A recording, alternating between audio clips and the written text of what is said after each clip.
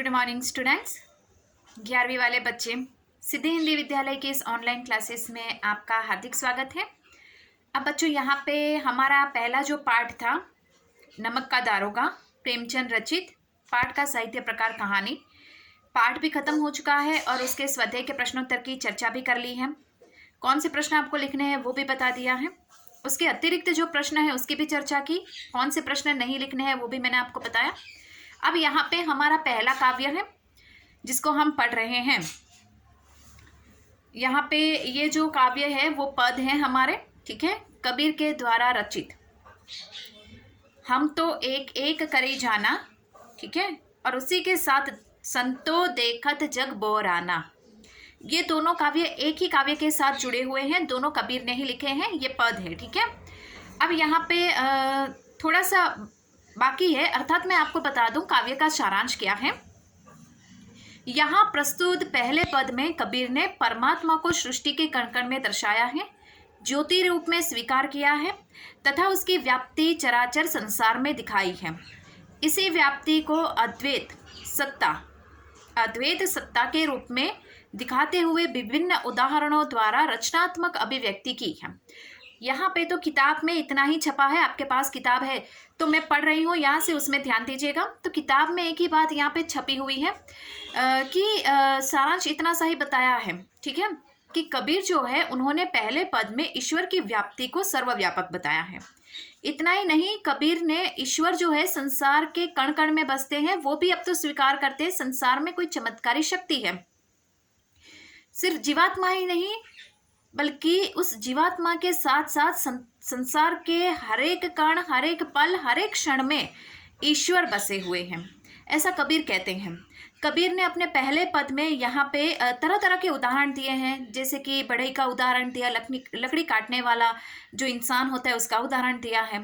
यहाँ पे उन्होंने मिट्टी बनाने वाला जो यहाँ पे जिस प्रकार से मिट्टी के घड़े बनाता है, बर्तन बनाता है कुम्हार, उसका भी उदाहरण दिया है।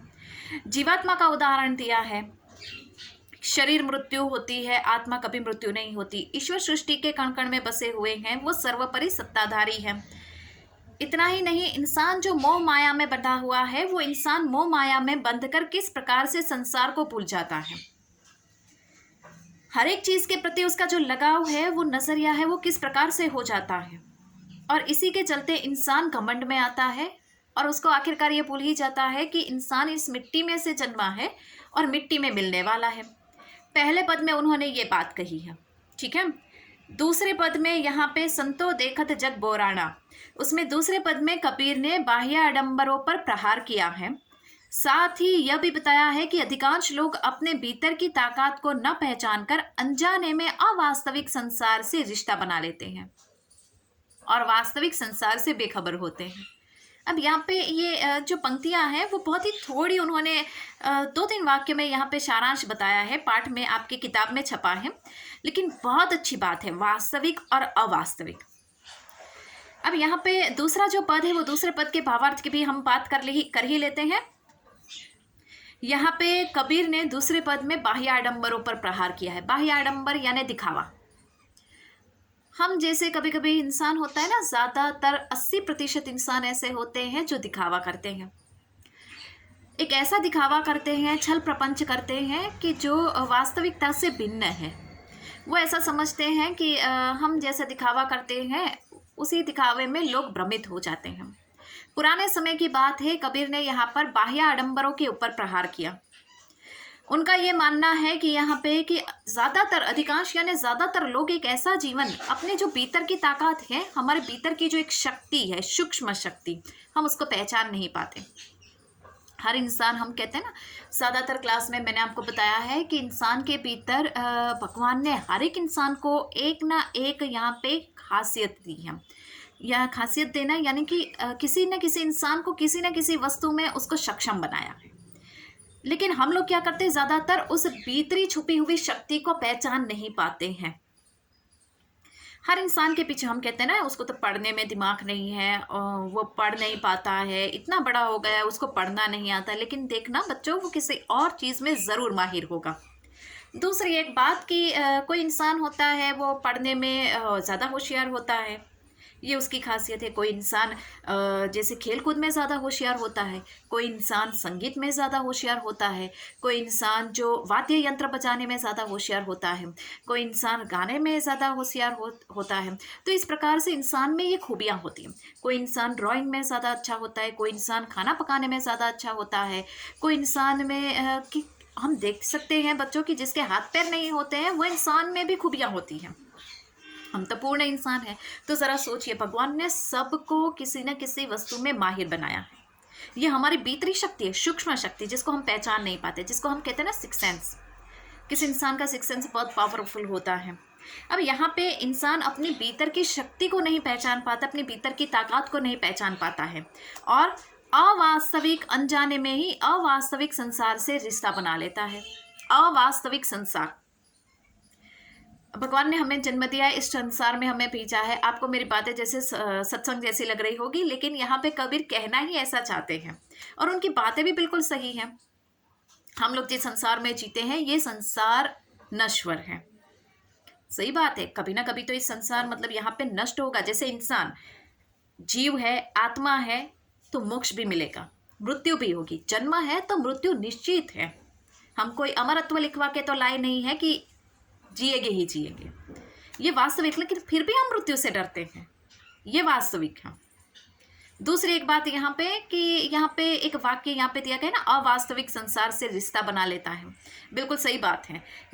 ये जो हमें वास्तविक दिख रहा है ना, अपनी आंखों से देखते हैं, मौज मस्ती खुशियाँ, ये सब ऐसा संसार, ये सब अवास्तविक है, जिसको हम वास्तविक समझ के बैठे हैं और उसी में जी रहे हैं, और वास्तविक संसार से बेखबर है। और जो सत्य है, जो सही मायने में देखा जाए जो संसार है, उससे हम बेखबर है। बिल्कुल सही बात है, क्योंकि जो सत्य है वो हमें दिखाई नहीं देता, और जो असत्य है अर्थात ये जो चमक दमक है, ये मौज मस्ती है, वो सब हमें दिखाई देता है, और उसी में हम जीते हैं उसको वास्तविक समझकर। हर एक वस्तु का निर्माण होता है, हर एक वस्तु नष्ट हो जाती है। इंसान का शरीर भी होता है, वो भी यहाँ पे जन्म लेता है। जब उसका यहाँ पे मोक्ष मिलता है, मृत्यु मिलती है, तो वो भी नष्ट, शरीर नष्ट होता है, आत्मा नष्ट नहीं होती। और इंसान चाहे कितना भी मतलब यहाँ पे उसका मन है ना, वो मन हमेशा युवान रहता है। अर्थात इंसान का शरीर कभी कभी देखो उसका साथ नहीं देता, लेकिन उसकी आत्मा, उसका मन हमेशा उसको साथ देता है। ये बात यहाँ पे कबीर ने अपने दोनों पदों में बताई है। बहुत सीखने वाली बात है। पद बहुत छोटे छोटे से है, लेकिन वाक्य जो है, जो हमारे जीवन को सुधार सके, ऐसे हैं। बिल्कुल सत्संग जैसी बात है। यहाँ पे ईश्वर का, यहाँ पे कबीर जो है वो ये नहीं कहते हैं कि इस संसार में ईश्वर नहीं है। इंसान की दृष्टि से देखा जाए तो यहाँ पे कबीर ने भी स्वीकार किया है कि संसार में ईश्वर है, कोई चमत्कारी शक्ति है जिसने इस संसार का निर्माण किया है, वो स्वीकार करते हैं। लेकिन ईश्वर जो है निर्गुण निराकार ब्रह्म, इसके लिए कबीर यहाँ पे निर्गुण धारा में आते हैं। क्यों निर्गुण? मतलब रूप रंग आकार, निर्गुण निराकार ब्रह्म। ईश्वर को हम ऐसे देख सकते हैं, हाँ, मूर्ति के रूप में देख सकते हैं, चित्र के छवि के रूप में देख सकते हैं, लेकिन वास्तविक रूप से क्या ऐसा है कि ईश्वर हमारे सामने आए, खड़े रहे, हमें आशीर्वाद दिया, हमसे बातचीत की, हमसे हमारा हालचाल पूछा? नहीं। ईश्वर हमारे विश्वास में बसे हैं, ईश्वर हमारी भावनाओं में बसे हैं, ईश्वर हमारी सोच में बसे हैं, जिसको हम देख नहीं सकते लेकिन महसूस कर सकते हैं। और विश्वास है कि संसार इतनी बड़ी दुनिया बनाई, इतना सब कुछ बनाया, ये चमत्कार होते हैं, इस तरह से दुनिया बनी हुई है, तो मतलब संसार में कोई चमत्कारी शक्ति ज़रूर है ऐसी। तो ये हमारा विश्वास है, ये हमारी उम्मीद है। हमारे छवि में, हमारे जहन में, हमारे दिमाग में ऐसा है कि ईश्वर इस रंग रूप आकार के होते हैं। जैसे कि हम बोलते हैं भगवान श्री राम, तो हमारे सामने आंखें बंद करते ही भगवान श्री राम का चित्र आ जाता है। महसूस कीजिएगा, एक्सपेरिमेंट कीजिएगा। जैसे ही आंखें बंद करते हैं, भगवान श्री राम बोलते हैं, तो हमारी दृष्टि के आगे बिल्कुल भगवान श्री राम का चित्र छप जाता है। फिर आंखें बंद करते हैं, फिर शंकर जी का नाम लेते हैं, तो शिव जी का चित्र हमारे आंखों के सामने आ जाता है। ये वास्तविक है, ये मैं यहाँ पे आपको दिखा रही हूँ, आप भी करके देखिएगा। क्यों? क्योंकि रूप रंग आकार हमारे दिमाग में, जहन में फिट है इसके लिए। लेकिन सही मायने में देखा जाए तो ईश्वर जो होते हैं वो हमारे हृदय में, हमारे भीतर ही निवास करते हैं, हमारे साथ कोई घटना घटित होती है और उस समय जो इंसान हमें मदद करता है, जो इंसान हमारी सहायता करता है, उसके भीतर जाकर देखिए वो भी एक भगवान के समान है। क्यों? इंसान हर एक जगह पे, भगवान हर एक जगह पे वास्तविक रूप में नहीं पहुंच सकते इंसान की सहायता के लिए। इसके लिए तो उसने यहाँ पे भगवान के रूप में माता पिता दिए। हम कहते हैं ना, माता पिता के चरणों में स्वर्ग होता है, माता पिता भगवान के समान होते हैं। हर बच्चों के जीवन में उसके माता पिता भगवान के समान हैं। भगवान हर जगह हमारे साथ नहीं है, लेकिन माता पिता के रूप में भगवान ने हमें यहाँ पे दिए हैं। भगवान हमारे साथ है वास्तविक रूप से परिवार के रूप में। यहाँ पे अगर हमें कोई परेशानी होती है, हम गिर जाए, हम मुसीबत में हैं, हमें चोट आ जाए, हमारी जान पे बनाती है, उस समय जो इंसान हमारी मदद करता है वो सच्ची रूप में वो भगवान है। उसके भीतर ज़रा जाकर देखिएगा, वो भगवान के समान हमारे सामने है। तो इस तरह से भगवान हमारी सहायता करते। तो ईश्वर को यहाँ वहाँ ढूंढने की ज़रूरत नहीं है। कबीर ने वही बात बताई है, ईश्वर तो सृष्टि के एक एक कण में बसे हैं, एक एक जीव में बसे हैं। ये बात अगर हमारे जहन में बैठ जाए और हमारी समझ में आ जाए तो ज़रा सोचिए संसार में कितना सब कुछ बदल जाएगा। इसके लिए तो यहाँ पे ये सब काव्य छपे हुए होते हैं, हमारी आंखों के आगे जो पर्दा होता है उसको हटाने के लिए। ऐसा नहीं है कि ईश्वर में विश्वास नहीं, ईश्वर में विश्वास है तभी तो हम आगे बढ़ते हैं जीवन में। कबीर ने भी वे स्वीकार किया है। दूसरी एक बात बता दूं कि दोनों पद में जयदेव सिंह और वासुदेव सिंह द्वारा संकलित संपादित कबीर वाड़मयी खंड 2 शब्द से लिए गए हैं।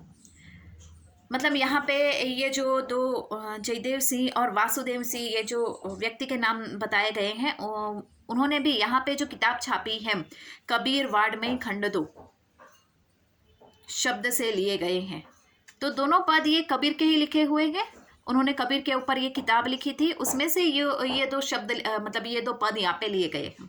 ठीक है, तो यहाँ पे बच्चों आगे वाले वीडियो में हम काव्य की शुरुआत करेंगे, एक एक पंक्ति पढ़ूंगी। सबसे पहले तो मैं आपको काव्य के जो शब्दार्थ है वीडियो में मैं आपको दिखा दूंगी। ठीक है, तो आप तक वो शब्दार्थ पहुँच जाएंगे। आप जब होमवर्क करोगे तो सबसे पहले ये शब्दार्थ आपको अपनी कॉपी में लिखने पड़ेंगे, ताकि वो क्या एक के बाद एक शब्द के अर्थ आपको पता होंगे। तो मैं यहाँ से काव्य की पंक्ति बोलूँगी तो आपके दिमाग में वो पूरा वाक्य एक के बाद शब्द बैठकर पूरा वाक्य बनेगा। काव्य बहुत ही सरल है, हमें कुछ नहीं करना, शांति से इत्मीनान से उसको पढ़ना है। तो बच्चों यहाँ पे आज के इस वीडियो में मैंने आपको काव्य का सारांश बता दिया। आगे वाले वीडियो में हम काव्य को देखें। तब तक के लिए यहाँ पे रुकते हैं। Thank you.